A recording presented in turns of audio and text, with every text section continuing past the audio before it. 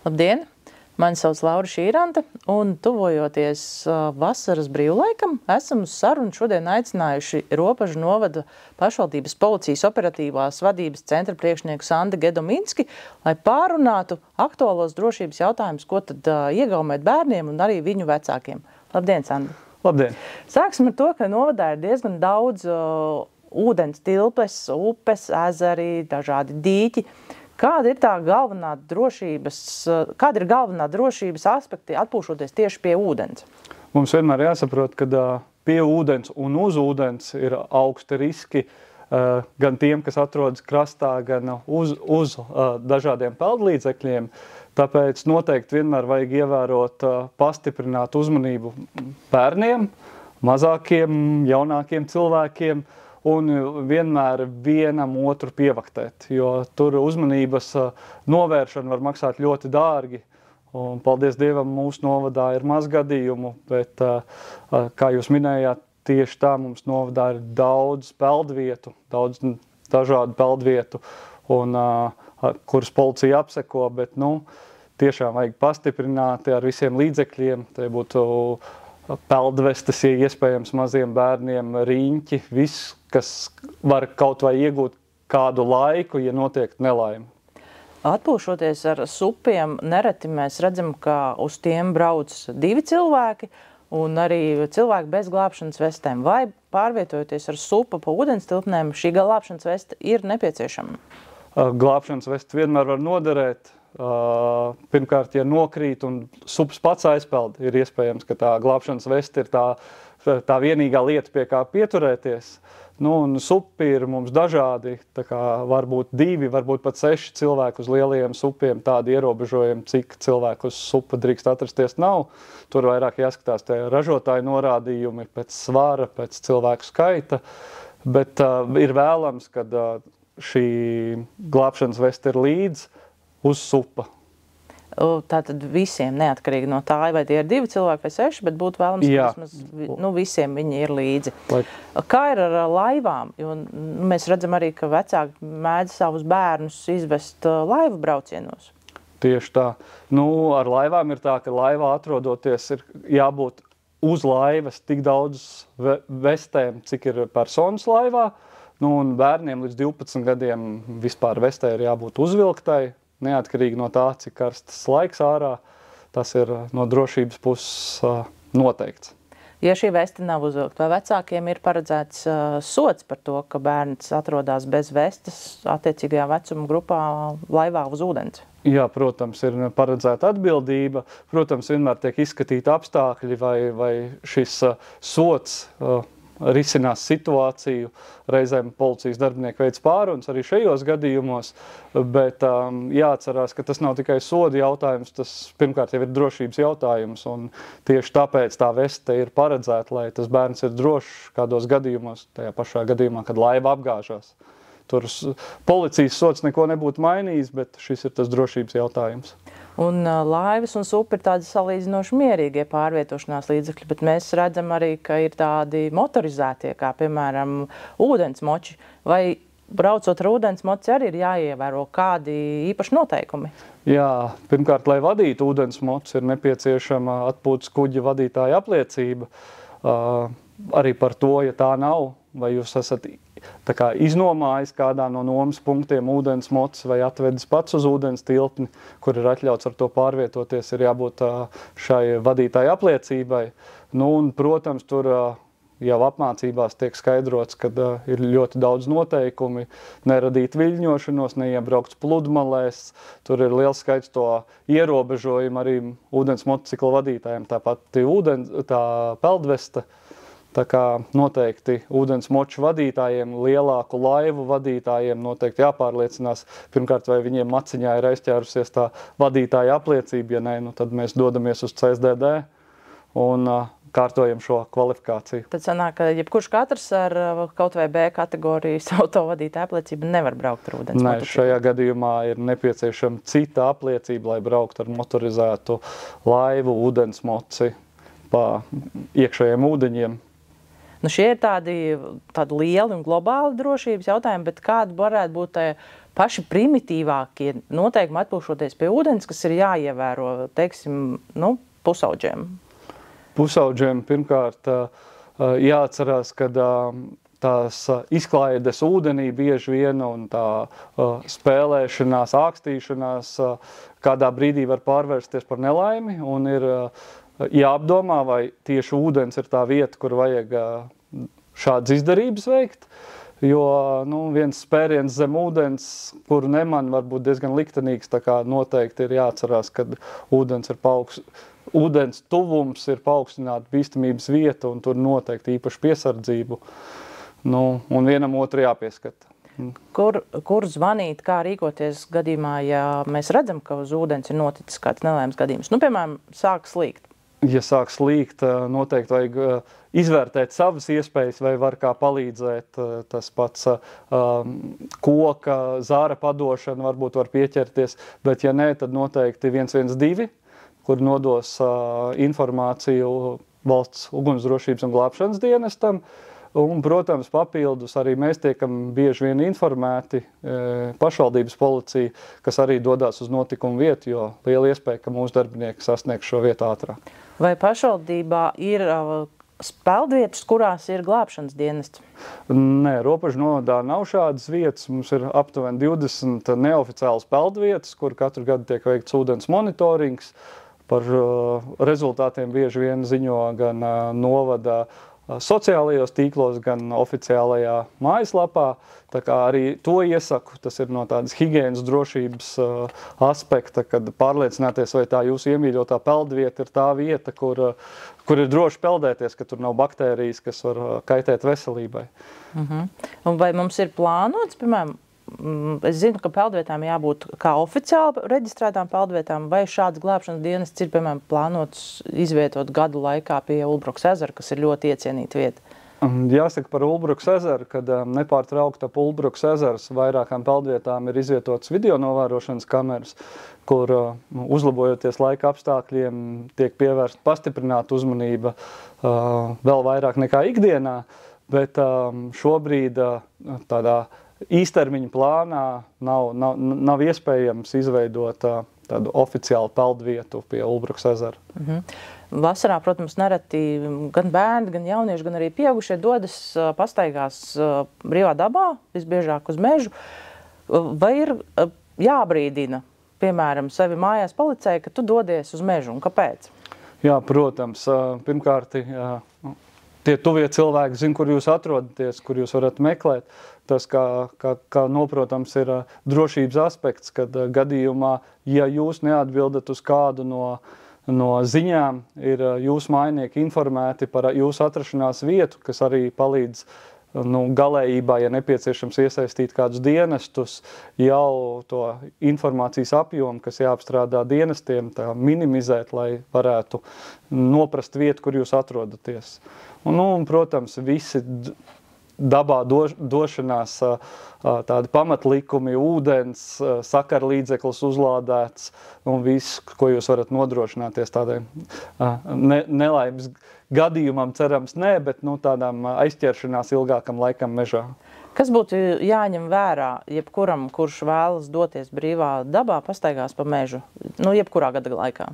Pirmkārt, ir jāizvērtē tā vieta, kur jūs dodaties, jo mūsu novads ir diezgan plašs, un mums ir gan purvainas vietas, gan aplūdušas vietas, kā arī ļoti tālu no apdzīvotām vietām.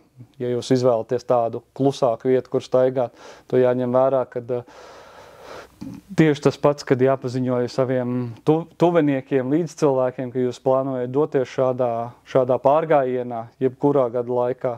Un lai viņi ir informēti gadījumā, ja nepieciešams, kur jūs atrast. Labi. Par drošību skateparkos un uz ceļiem. Mēs, kā zinām, jaunieši vasarā ir spējīgi ar pārvietošanās līdzekļiem velospēdu veikt tiešām ievērojamus attālumus. Kas būtu jāņem vērā, braucot ar velosipēdu pa koplietošanas ceļiem? Jā, arī mūsu novadā ir parādījušies ļoti daudz šie skateparki, velorampas, kur, jāsaka, kādās novada daļās brauc pat viesi no galvaspilsētas jaunieši izmantot. Tad noteikti pirmkārt ir jāņem vērā, kad ir nepieciešami šie sevis aizsardzības līdzekļi, kā ķivere, cimdi vēlams, ceļu un elkoņu sargi, kas pirmkārt jau samazina to traumu risku. Noteikti ir jebkurā gadījumā gan uz ceļa, pagalmā vai tajā pašā skateparkā ievērot distanci vienam starp otru, lai nav tās nejaušās saskriešanās un tās traumas nerodās uz līdzenas vietas. Kā rīkojas pašvaldības policija, piemēram, skateparkā redz šos jauniešus bez šī elementārā aizsardzības līdzekļa ķiveres?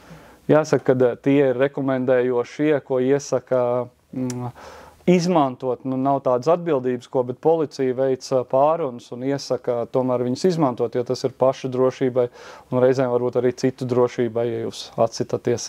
Vai policija sazinās arī ar bērnu vecākiem? Cenšamies. Bērns bieži vien policija baida.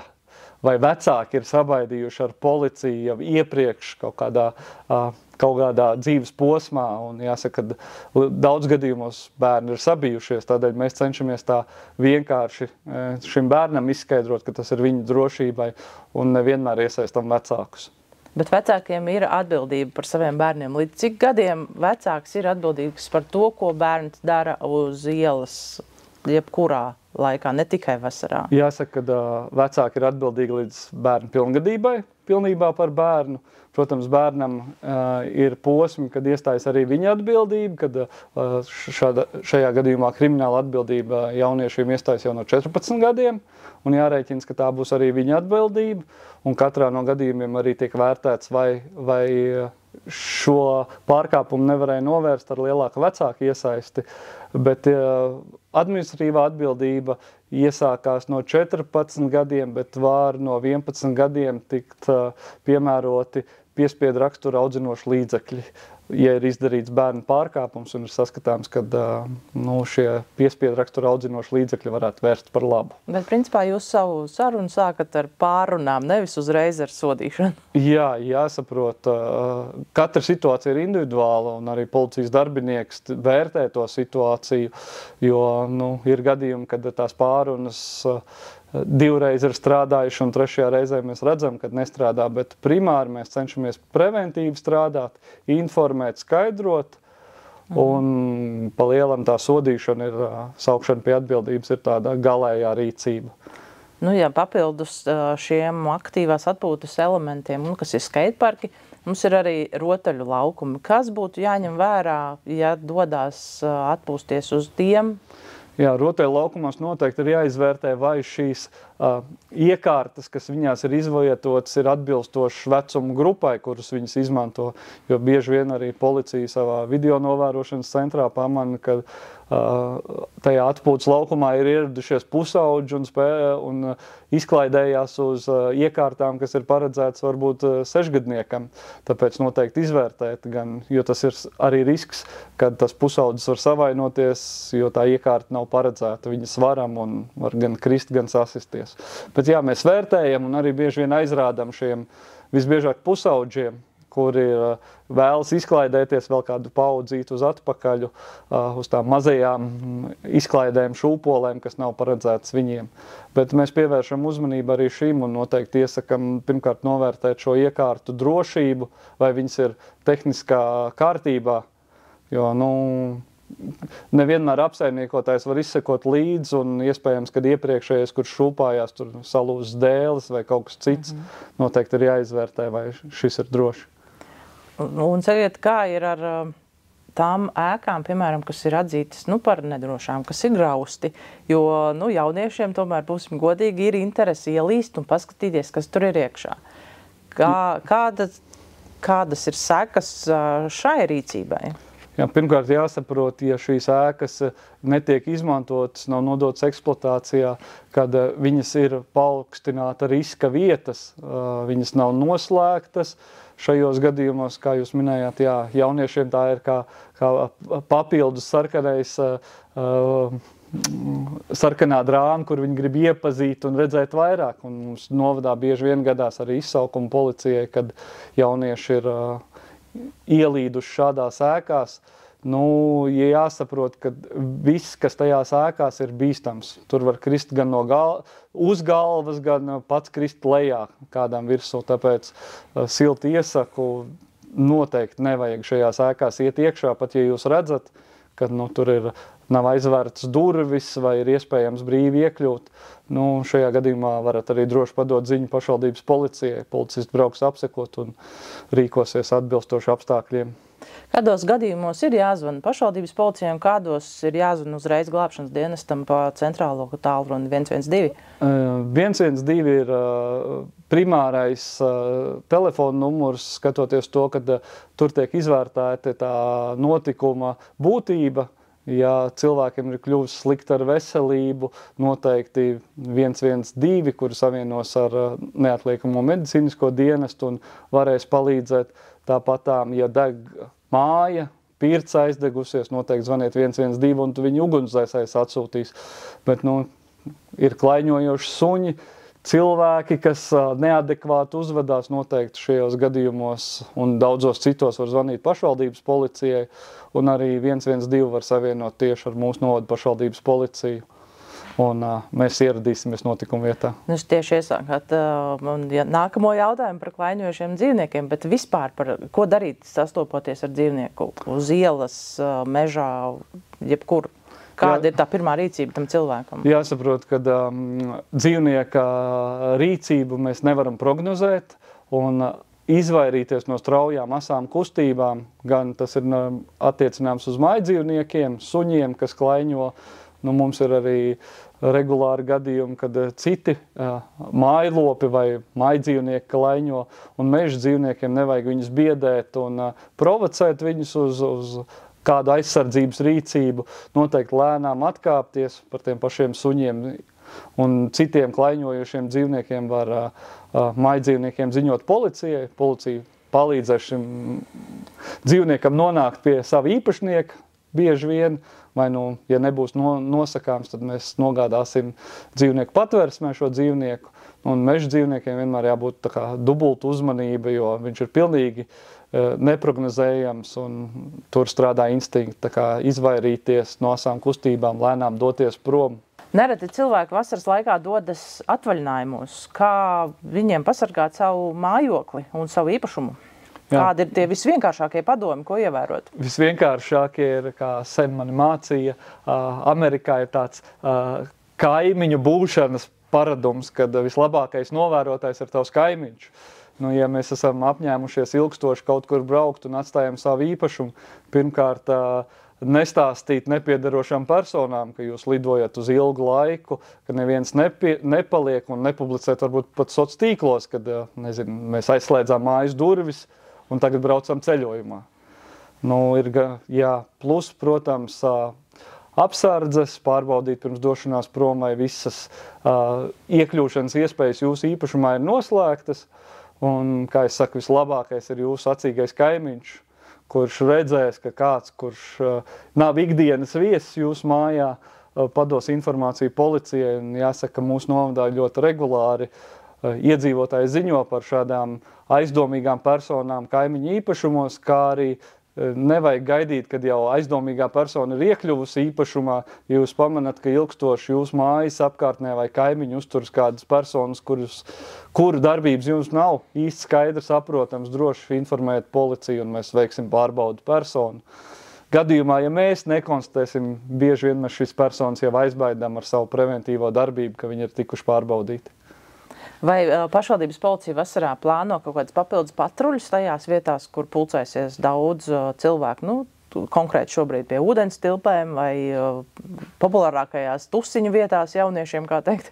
Jāsaka, ka jau paliekot ilgākam laikam, policija jau ir sagatavojusi resursu un arī plānu, kad pastiprināt tiks tieši šīs vietas apsekotas, gan vietas, kur uzturās jaunieši, sporta laukumi, pludmales, gan arī citas vietas, plus papildus vēlos atgādināt, ka mūsu novadā ir diezgan plaša video novērošanas kameru sistēma, kur pat policijas klātbūtne reizēm cilvēki aizmirst, bet policija skatās jūs Tā kā, jā, un par kājnieku patruļām daudzās dažādās vietās noteikti policisti parādīsies arī ar kājām.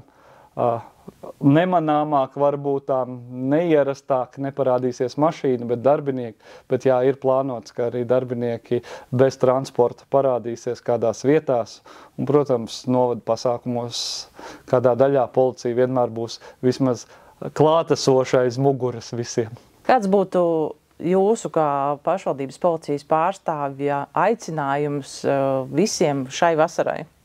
Šo vasaru pavadīt ar lielu prieku, bet tajā pašā laikā baudot visu piedāvāto novadā, no atpūtas iespējām, no izklaides iespējām, ievērot drošību, atcerēties, ka mūs vienmēr kāds gaida mājās un veiksmīgi nonākt mājās katru vakaru. Paldies! Ja jums ir vēl kādi jautājumi, kas skar pašvaldības darbu, aicinām jūs rakstīt uz mediju @ropaža.lv un mēs mēģināsim rast atbildes uz tiem.